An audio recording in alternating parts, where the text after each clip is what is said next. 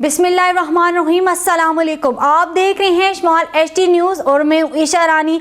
आपको एक अफसोसनाक खबर से आगाह करते चलें। एबटाबाद से रावलपिंडी की तरफ जाता हुआ टोयोटा हाइएस शाम मकसूद इंटरचेंज के करीब कोच से टकरा गया। मुतअद्दिद अफराद के जाँ बाग होने की इत्तला।